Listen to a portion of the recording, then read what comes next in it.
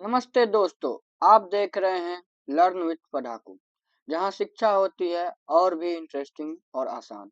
अगर आप स्कूल के स्टूडेंट हैं, कॉम्पिटिटिव एग्जाम की तैयारी कर रहे हैं या सिर्फ नए ज्ञान की तलाश में हैं, यह चैनल आपके लिए है।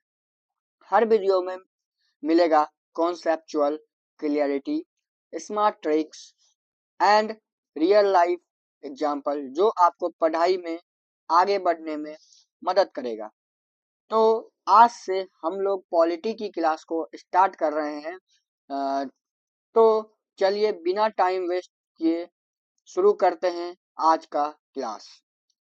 तो सबसे पहले क्लास स्टार्ट करने से पहले हम लोग सिलेबस का एक ओवरव्यू लेंगे, जिससे हमको ये पता चल जाए कि हमको पढ़ना क्या क्या है पॉलिटी में। तो सबसे पहले बात किया जाएगा पॉलिटी क्या है। ठीक, थोड़ा इसको, हाँ, तो सबसे पहले बात किया जाएगा कि पॉलिटी क्या है, इसके इम्पोर्टेंस क्या है। उसके बाद बात किया जाएगा कॉन्स्टिट्यूशन क्या होता है। सबसे मेन इंपॉर्टेंट चीज की कॉन्स्टिट्यूशन क्या होता है। पॉलिटी में जनरली कॉन्स्टिट्यूशन पे ही बात किया जाता है, और गवर्नेंस और पॉलिटी जो होती है वो गवर्नेंस पे काम करते हैं, और गवर्नेंस कॉन्स्टिट्यूशन के बिना काम नहीं करेगा।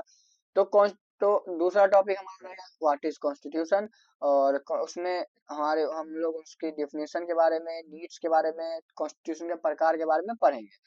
उसके बाद हम फॉर्म ऑफ गवर्नमेंट, गवर्नमेंट के कितने प्रकार होते हैं, पॉलिटिकल इंस्टीट्यूशन क्या होता है, हिस्टोरिकल बैकग्राउंड क्या था इंडियन कॉन्स्टिट्यूशन का, कॉन्स्टिट्यूशन कैसे बना, जिसमें मेनली काम था आपका कॉन्स्टिट्यूएंट असेंबली का, कमिटी का, ड्राफ्टिंग प्रोसेस कैसे हुआ था, ये सब को डीपली पढ़ेंगे हम लोग। उसके बाद साइलेंट फीचर्स इंडियन कॉन्स्टिट्यूशन का क्या क्या है। फिर प्रियम्बल्स के बारे में पढ़ेंगे, प्रियम्बल्स के इम्पोर्टेंस के बारे में पढ़ेंगे, यूनियन टेरिटरीज के बारे में पढ़ेंगे, सिटीजनशिप के बारे में पढ़ेंगे, फंडामेंटल राइट्स जो इन बहुत इम्पोर्टेंट टॉपिक है पॉलिटी का, जिसमें आर्टिकल 12 से 35 तक आ जाता है। हर एक राइट्स को हम डीपली पढ़ेंगे। उसके बाद हम लोग डीपीएसपी पे बात करेंगे। उसके बाद हम लोग का फंडामेंटल ड्यूटीज हो गया। और जब डीपीएसपी हम लोग पढ़ेंगे तो डीपीएसपी में हम लोग दोनों चीज लेके चलेंगे, फंडामेंटल राइट और डीपीएसपी का दोनों का डिफरेंस को लेके चलेंगे। उसके बाद हम लोग प्रेसिडेंट ऑफ इंडिया के बारे में, वाइस प्रेसिडेंट के बारे में, उनके रोल, फंक्शन, पावर। फिर ये प्राइम मिनिस्टर और काउंसिल ऑफ मिनिस्टर के बारे में पढ़ेंगे। पार्लियामेंट में जो हमारा लेजिस्लेटिव प्रोसेस है, और राज्यसभा, लोकसभा, जुडिशरी के बारे में पढ़ेंगे। फिर आपका गवर्नर और चीफ मिनिस्टर के बारे में पढ़ेंगे। स्टेट लेजिस्लेचर हो गया, यूनियन स्टेट रिलेशन क्या है। फिर election commission, finance commission, NITI Aayog हो गया, और प्लानिंग कमीशन हो गया। फिर कैग, कैग के बाद हम लोग बात करेंगे अटॉर्नी जनरल और सॉलिसिटर जनरल का, और एनएचआरसी के बारे में, और स्टेट ह्यूमन राइट कमीशन। फिर और भी अदर इम्पोर्टेंस बॉडी है, जैसे यूपीएससी, स्टेट पीसीएस हो गया, लोक आयुक्त हो गया, ये सब के बारे में पढ़ेंगे। फिर इमरजेंसी प्रोविजन हो गया। फिर आपका अमेंडमेंट के बारे में पढ़ेंगे। पंचायती राज हो गया। इम्पोर्टेंट कॉन्स्टिट्यूशन शेड्यूल्स के बारे में पढ़ेंगे। पॉलिटिकल पार्टी हो गया।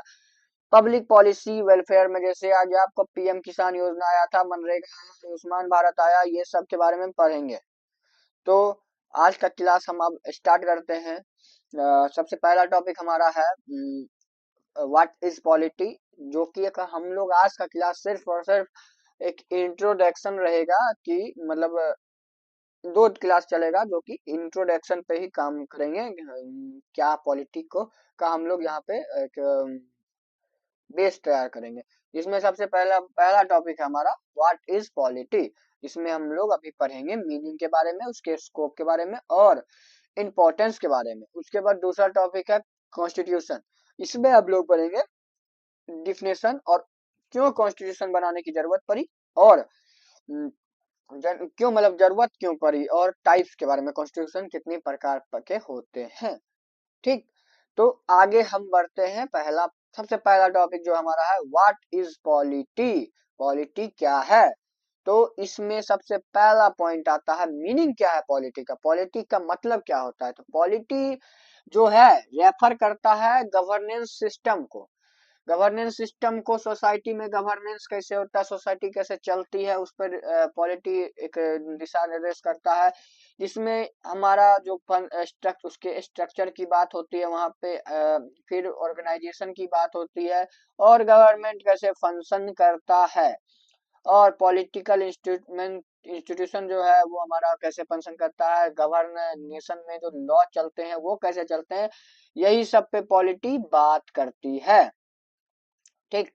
तो पॉलिटी जो शब्द है वो एक ग्रीक वर्ड शब्द से आया है, जिसका जो शब्द था हमारा पॉलिटिया, जिसका मतलब था सिटीजनशिप और गवर्नमेंट। तो हम यहाँ तक समझते हैं कि आई होप कि आप लोग को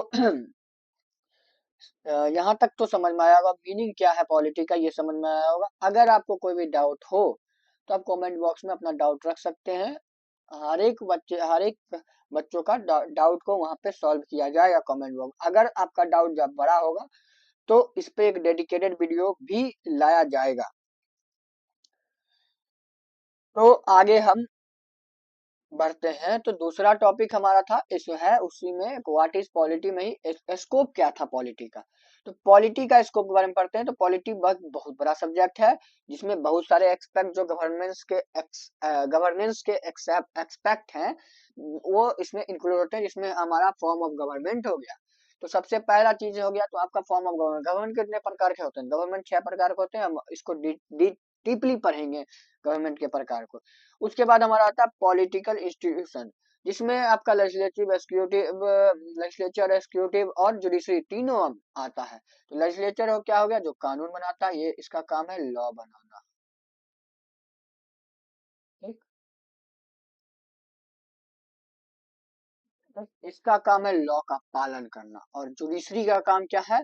जुडिशरी देख रेख करता है लॉ का। हाँ, देखिए, लेजिस्लेटिव बनाया लॉ, एग्जीक्यूटिव मतलब आपका हो गया, आपका जो आपका आईएएस अधिकारी हो गए, ये सब हो गए, एग्जीक्यूटिव में आ जाते हैं। उनका काम है लॉ को पालन करवाना। अगर नहीं पालन हो रहा है, ये लेजिस्लेटिव उल्टा सीधा लॉ बना दिया, ठीक, उल्टा सीधा लॉ बना दिया, तो इस पे क्या करेगा जुडिशरी क्या करेगा? उस पर रोक लगा देगा, बोलेगा कि नहीं, हम नहीं, नहीं जरूरत है। जैसे हमारा क्या आ गया था हमारे अगर जो बच्चे बिहार से हैं तो उनके लिए एक बात था, जैसे हमारा जो लीकर कानून आया था, लीकर एक्ट आया था यहाँ पे बिहार में। तो जब बिहार में सबसे पहले कानून जो आया था ना, तो उसमें क्या किया कि जुडिशियल रिव्यू में चला गया था। ठीक, जुडिशियल रिव्यू में चला गया था, जुडिशियल रिव्यू कानून लाया तो जुडिशियल रिव्यू में चला गया। जुडिशरी पहले उसको जांचती है, यहाँ कानून सबके लिए ठीक है। जुडिशरी जांच रही थी तो उसमें उसको लगा कि हाँ ये कॉन्स्टिट्यूशन के खिलाफ मतलब जा रहा है, तो उस कानून को क्या किया गया, उसमें बोला गया जुडिशरी की सरकार को बोला गया कि आप इसको थोड़ा सा चेंज कीजिए। ठीक, इसमें ये सब गड़बड़ है। फिर क्या, फिर से कानून लाया गया, इस बार बुद्धि का काम किया, और सरकार बुद्धि का काम किया, और उसमें जो जो जुडिशरी बोला था चेंज करने, इस कमी बताया था, वो सबको फुलफिल करके उसमें वो वापस फिर से कानून लागू कर दिया। और कानून अभी जो चल रहा है, शराब वाले कानून, जो लीकर कानून है वो चल रहा है। तो जुडिशरी का काम ये है। और अभी हम और इसको इस टॉपिक जो पॉलिटिकल इंस्टीट्यूशन टॉपिक और फॉर्म ऑफ गवर्नमेंट टॉपिक, अगले वीडियो में हम इसको डीपली पढ़ेंगे। आगे है लॉ ऑफ, लॉ और रेगुलेशन पे काम करता है, लॉ कैसे चलेगा ये सब पे। फिर सिटीजन के राइट और ड्यूटीज पे काम करता है। पब्लिक पॉलिसी और एडमिनिस्ट्रेशन कैसे चलेगा, इंटरनेशनल रिलेशन और डिप्लोमेसी कैसे होगा, ये सब पे पॉलिटी काम करता है।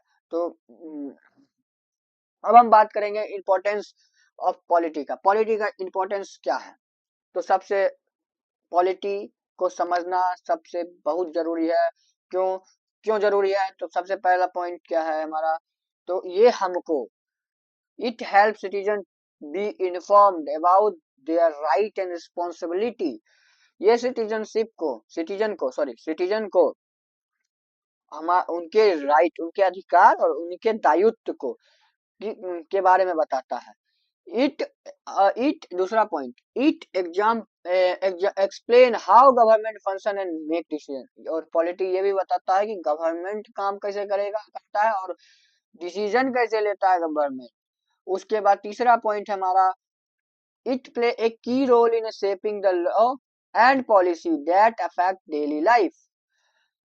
ये एक ये एक जो लॉ को है उसको एक बहुत इंपॉर्टेंट रोल प्ले करता है लॉ को सेव करने में, और पॉलिसी को इम्प्लीमेंट करेगा जो कि हमारा डेली लाइफ को कैसे अफेक्ट करेगा उस पे काम करता है। It promote active political participation and strength democracy. और पॉलिटी प्रमोट करता है कि कैसे हम लोग एक्टिवली पार्टिसिपेट कर सके पॉलिटिकल में, पॉलिटिकल जैसे वोट देते हैं हम लोग, और उसके कारण क्या होता है, डेमोक्रेसी को स्ट्रेंथ बनाता है, स्ट्रेंथ देता है डेमोक्रेसी को। आई होप कि आप लोग को पॉलिटिक क्या होता है वो समझ में आया होगा। तो अब हम लोग बात करते हैं कॉन्स्टिट्यूशन क्या होता है। तो कॉन्स्टिट्यूशन को जानने से पहले क्या होता है, तो सबसे पहले उसका डेफिनेशन पढ़ेंगे। डेफिनेशन क्या होता है कॉन्स्टिट्यूशन।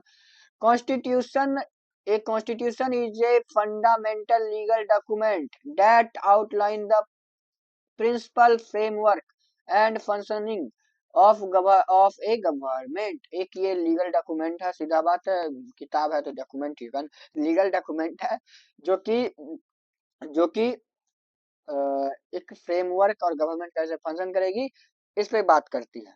ठीक, इसमें कॉन्स्टिट्यूशन में हर एक व्यक्ति का राइट दिया हुआ है, लगभग सिटीजन का अलग राइट है।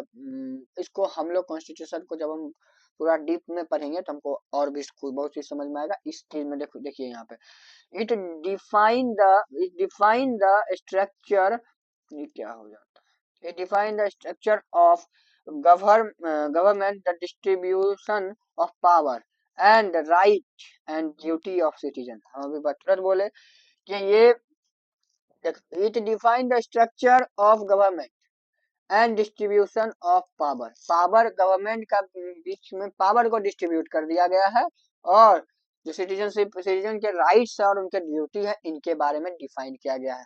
समझ गए। It act as a supreme law of land. ये सुप्रीम लॉ ऑफ लैंड के रूप में एक्ट करता है। इसके अलावा कुछ नहीं है भारत में जो चलेगा, कॉन्स्टिट्यूशन पे चलेगा। कॉन्स्टिट्यूशन के खिलाफ अगर कोई गया तो वो कानून नहीं वैलिड होगा। अगर कोई भी कानून बनता है उसको पहले उसमें देखा जाता है कि वो कॉन्स्टिट्यूशन के अंदर में आता है कि नहीं। जहाँ कॉन्स्टिट्यूशन के बाहर गया वो कानून हो गया गया। अब बात करते हैं क्यों जरूरत पड़ी, need for a constitution. Constitution की जरूरत पड़ा, क्यों पड़ा, काहे पड़ा। A constitution is essential for a several reason. इसलिए जरूरी है तो क्योंकि ये प्रोवाइड करता है क्लियर फ्रेमवर्क ऑफ गवर्नेंस। ये एक मतलब समझ लीजिए गवर्नेंस कैसे चलेगा, मतलब गवर्नेंस कैसे होगा, सरकार कैसे चलेगी, इस पे एक क्लियर फ्रेमवर्क दे देता है, बना के खाका दे देता है कि हाँ इससे इससे इससे इससे ये स्टेप फॉलो होगा, सरकार वैसे वैसे चलेगी। उसके बाद दूसरा, it ensure the protection of fundamental rights and freedom. ये इंश्योर करता है कि आपका जो फंडामेंटल राइट्स है और आपके फ्रीडम है उसको प्रोटेक्ट करता है। आपका प्रोटेक्ट फंडामेंटल राइट और आपके फ्रीडम प्रोटेक्ट हुए कि नहीं हुए, इस पे भी इसलिए भी जरूरी है constitution. It define the relationship between the government और सिटीजन। कॉन्स्टिट्यूशन काम करता है जो गवर्नमेंट और सिटीजन के बीच में एक रिलेशनशिप डिफाइन करता है। It established check and balance to prevent misuse of power. और ये भी एस्टेब्लिश करता है कि कोई भी अपना पावर को मिस यूज नहीं करे। जैसे गवर्नमेंट को भी उतना ही राइट दिया गया है कि वो अपने पावर को मिस यूज नहीं कर पाए। It maintain law and order and promote justice and equality. ठीक, ये मेंटेन करता, लॉ ऑर्डर को भी मेंटेन करता, और ये भी प्रमोट करता है कि जस्टिस और इक्वलिटी, मतलब इक्वलिटी मतलब क्या, सबके प्रति इक्वल भावना हो और सबको जस्टिस मिले, इस पर भी बात करता है कॉन्स्टिट्यूशन। तो हमको लगता है कि आप लोग को समझ में आ गया होगा कि कॉन्स्टिट्यूशन क्यों आवश्यक, क्यों जरूरी है। अब हम लोग सबसे इम्पोर्टेंट चीज पढ़ेंगे, टाइप्स ऑफ कॉन्स्टिट्यूशन। कॉन्स्टिट्यूशन कितने प्रकार के होते हैं। तो कॉन्स्टिट्यूशन लगभग समझ लीजिए, अगर इसको 6 भी बोल सकते हैं या इसको आप तीन भी बोल सकते हैं। जैसे हो गया ये हमारा रिटन कॉन्स्टिट्यूशन है, अनरिटन कॉन्स्टिट्यूशन, ये दो कॉन्स्टिट्यूशन हो गया दो प्रकार के। फिर रिजिड और फ्लेक्सिबल, मतलब ये ऐसे मैंने लिखा है स्लाइड में, मैंने ऐसे इसलिए लिखा है क्योंकि ये मतलब एक दूसरे के अपोजिट हो गए। अनरिटन हो गया लिखा हुआ, अनरिटन हो गया नहीं लिखा हुआ। रिजिड कठोर, फ्लेक्सिबल मतलब लचीला। फिर यूनिटरी और फेडरल, तीन प्रकार के हो गए। Right, written and written constitution, right and flexible constitution, unitary and federal constitution. चलिए हम एक एक करके सब सारे कॉन्स्टिट्यूशन के टाइप पे बात करते हैं। तो सबसे पहला हमारा रिटन कॉन्स्टिट्यूशन। तो a written constitution is a formally documented set of rule. अब देखिए, ये एक लिखा हुआ कॉन्स्टिट्यूशन है, ये लिखा हुआ पूरा रहता है और एक डॉक्यूमेंट में लिखा रहता है रूल्स। जैसे तो उसको कहते हैं रिटन। जैसे हमारा जो इंडियन कॉन्स्टिट्यूशन है एक रिटन कॉन्स्टिट्यूशन है, और जो यूएस के का कॉन्स्टिट्यूशन है वो भी एक रिटन कॉन्स्टिट्यूशन है। अनरिटन कॉन्स्टिट्यूशन क्या होता है? An unwritten constitution is a based on the custom, tradition and judicial decision. Unwritten constitution किस पर बात करेगा? तो कस्टम। कस्टम मतलब क्या होता है? कस्टम मतलब होता है, कस्टम मतलब क्या होता है? कमेंट बॉक्स में बताइएगा आप लोग क्या होता है कस्टम। अगर आप लोग को पता है तो कमेंट बॉक्स में कस्टम के बारे में बताएं। कस्टम मतलब होता है रीति रिवाज, समझे? प्रथाएं, प्रथाएं होता है जो प्रथाओं पे चलता है, ठीक। प्रथाओं पे चलता है, ट्रेडिशन पे चलता है, ठीक। या जुडिशियल डिसीजन हो गया, जुडिशियल कोर्ट में जो बोल दिया उस पे बात, उस पे ही कानून बन जाता है। तो इस टाइप के कॉन्स्टिट्यूशन को कहते हैं अनरिटन कॉन्स्टिट्यूशन, बिना लिखा हुआ कॉन्स्टिट्यूशन। जो हमारा द ब्रिटिश कॉन्स्टिट्यूशन, जो ब्रिटिश का कानून था वो सब, वो ब्रिटिश जो समझ लीजिए सीधा, जो यूके का कॉन्स्टिट्यूशन है उसकी बात कर रहे हैं। यूके का जो कॉन्स्टिट्यूशन वो एक अनरिटन कॉन्स्टिट्यूशन है। अब हम लोग बात करेंगे रिजिड कॉन्स्टिट्यूशन पे। रिजिड कॉन्स्टिट्यूशन होता है ये कठोर कॉन्स्टिट्यूशन माना जाता है, जिसमें हम लोग आसानी से अमेंडमेंट नहीं कर पाते हैं। इसमें बहुत ही स्पेशल प्रोसेस लगता है अमेंडमेंट में, आराम से अमेंडमेंट नहीं कर पाते हैं। तो यूएस का कॉन्स्टिट्यूशन उसी टाइप का कॉन्स्टिट्यूशन है। और फिर उसी का अपोजिट होता है फ्लेक्सिबल कॉन्स्टिट्यूशन। तो हमारा जो है इंडियन कॉन्स्टिट्यूशन वो एक फ्लेक्सिबल कॉन्स्टिट्यूशन। हम लोग देखिए आराम से अमेंडमेंट कर सकते हैं, रेगुलर लेजिस्लेटिव प्रोसेस के द्वारा हम लोग अमेंडमेंट आराम से कर सकते हैं ना। कोई भी कानून को हम लोग अभी देखिए इतना इतना अमेंडमेंट हो गया है, आराम से हम लोग अमेंडमेंट कर सकते हैं। इसमें हमारा ब्रिटिश कॉन्स्टिट्यूशन और इंडियन कॉन्स्टिट्यूशन इसके एग्जांपल में आ जाते हैं। तो अब हम लोग लास्ट दो जो बचे हुए हैं टाइप्स को, उनके बारे में बात करते हैं। तो पहला है यूनिटरी कॉन्स्टिट्यूशन। यूनिटरी कॉन्स्टिट्यूशन क्या हो गया? इसमें इसमें जो पावर रहता है, ठीक, इसमें जो पावर रहता है वो कॉन्सेंट्रेट रहता है सेंट्रल लेवल पे। मतलब सीधा ऐसे समझ लीजिए, हमारे पास पीएम हो गया जो कि सेंट्रल गवर्नमेंट हो गया, और स्टेट हो गया हमारा, ठीक, स्टेट गवर्नमेंट हो गया। तो यहाँ पे पावर ना स्टेट के पास होता है ना सेंटर के पास, सॉरी स्टेट के पास कोई पावर ही नहीं रहता। सिर्फ सिर्फ और सिर्फ किसके पास रहता है पावर? सेंट्रल के पास पावर रहता है पूरे के पूरे। सेंट्रल ही जो कर सकता है स्टेट के लिए भी करेगा, सेंट्रल ही करेगा। तो उस टाइप के कॉन्स्टिट्यूशन को हम लोग बोलते हैं यूनिटरी कॉन्स्टिट्यूशन, जो कि यूके का कॉन्स्टिट्यूशन है। हमारा जो कॉन्स्टिट्यूशन वो एक फेडरल कॉन्स्टिट्यूशन भी है, ठीक। हमारे में जो होता है कि पावर को सेंट्रल और स्टेट में दोनों में डिफाइन किया जाता है। देखिए जैसे federal constitution divided power between the central and state government. State government और सेंट्रल गवर्नमेंट के बीच में पावर को डिवाइड कर दिया जाता है, ठीक। कुछ फैसले स्टेट गवर्नमेंट अपना भी रूल बना सकता है, सेंट्रल जो बनाएगा वो स्टेट में लागू होगा ही। लेकिन जो स्टेट गवर्नमेंट को अगर अगर कुछ कानून बनाने का मन है तो बना सकता है। जैसे हमारा यही अभी थोड़ा देर पहले हम लोग लीकर वाला जो एग्जांपल दिए थे लीकर केस के बारे में, तो देखिए बहुत सारे राज्य में लीकर बैन है, बहुत सारे राज्य में लीकर चल रहा है अभी भी। तो ये स्टेट के अंदर में आ गया। स्टेट स्टेट अपने तरीका से कानून बनाया कि हाँ मेरे राज्य में लीकर बैन रहेगा, उस पे लॉ बना दिया। और मान लीजिए जैसे बिहार में लीकर बंद है, गुजरात में बंद है, लेकिन दिल्ली में तो बंद नहीं है, दिल्ली में तो बंद नहीं है, यूपी में तो बंद नहीं है। तो स्टेट अपने प्रकार से लॉ बनाए, इसका आजादी रहती है स्टेट को, मगर उसको भी सेंट्रल के अंदर में ही रह के काम करना पड़ेगा, ठीक। लेकिन अगर सेंट्रल बनाएगा तो सेंट्रल तो बनाएगा तो पूरे देश में लागू होगा। तो इस टाइप के कॉन्स्टिट्यूशन को हम लोग बोलते हैं इंडियन फेडरल कॉन्स्टिट्यूशन। और ये हमारा सबसे हमारा जो कॉन्स्टिट्यूशन है ये एक फेडरल कॉन्स्टिट्यूशन भी है। और यूएस के कॉन्स्टिट्यूशन, इससे पता चलता है, देखिए तीन चीज पता चला, हमारा हमारा कॉन्स्टिट्यूशन किस किस का है। हमारा कॉन्स्टिट्यूशन रिटन कॉन्स्टिट्यूशन है, ठीक। अम, एक मिनट।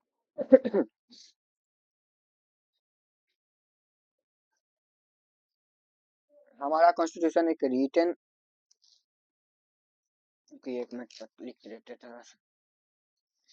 हम्म, हमारा कॉन्स्टिट्यूशन एक रीट, सॉरी यार,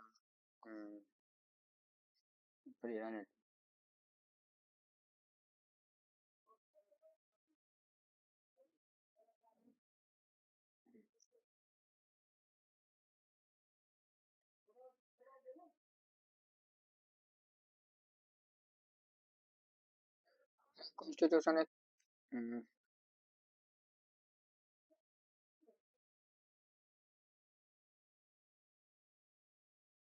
हमारा कॉन्स्टिट्यूशन एक रिटन कॉन्स्टिट्यूशन है,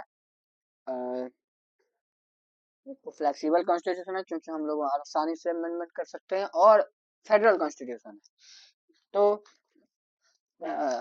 आई थिंक, आई होप कि आपको मतलब समझ में आया होगा व्हाट इज कॉन्स्टिट्यूशन और व्हाट इज कॉन्स्टिट्यूशन और ये व्हाट इज पॉलिटी, दोनों के बारे में। तो तो आज का क्लास यहीं तक। आई होप कि आपको ये क्लास अच्छा लगा होगा। अगर अच्छा लगा होगा तो आप हमारे चैनल लर्न विद पढ़ाकू को सब्सक्राइब कर सकते हैं, और आप भी इस पे रेगुलर बेसिस पे बहुत सारे वीडियो आने वाले हैं। जैसे आपका अभी तो पॉलिटी का मैं क्लास ले रहा हूँ, और और भी मैथ से रिलेटेड हो गया, मैथ मैथ आएंगे, मैथ पे भी सीरीज चलेगी। आपको फिर हिस्ट्री पे आएंगे, साइंस पे आएंगे, मतलब हर एक सब्जेक्ट को हम लोग कवर करेंगे इस चैनल पे। तो हमारा टेलीग्राम पेज है लर्न विद पढ़ाकू करके। हम इसका लिंक जो है डिस्क्रिप्शन बॉक्स में डाल देंगे। आप वहां से भी जाके हमारा टेलीग्राम पेज को ज्वाइन कर सकते हैं, जिसमें आप लोग को अब जैसे हम जो पढ़ाए हैं वो पीपीटी जो है वो आपको वहाँ पे पीडीएफ फॉर्म में प्रोवाइड कर दिया जाएगा। हमारा इंस्टाग्राम पेज ये है जिसपे शॉर्ट्स वीडियो भी आएगा, और यूट्यूब शॉर्ट्स पे भी मिलेगा आपको वीडियो। हमारे चैनल पे के शॉर्ट्स पे भी वीडियो मिलेगा, जिसमें आपको मतलब बेसिक टॉपिक्स को एक हंसते खेलते माहौल में रील्स फॉर्म में जो आजकल चला है उस टाइप में हम लोग को मिल जाएगा। फिर हमारा फेसबुक पेज पे भी आप फॉलो कर सकते हैं। तो ये हमारे तीन सोशल मीडिया हैंडल है जिसपे आप हम लोग को कर सकते हैं, और सब्सक्राइब जरूर कर दीजिएगा। तो आज का क्लास यहीं समाप्त करते हैं। आई होप कि आपको क्लास अच्छा लगा होगा। तो अगले टॉपिक में हम लोग बात करेंगे फॉर्म ऑफ गवर्नमेंट के बारे में, और पॉलिटिकल इंस्टीट्यूशन के बारे में डीपली पढ़ेंगे। उसके बाद हमारा फिर आगे क्लास चलेगा। तो आज का क्लास यहीं समाप्त करते हैं। Thank you.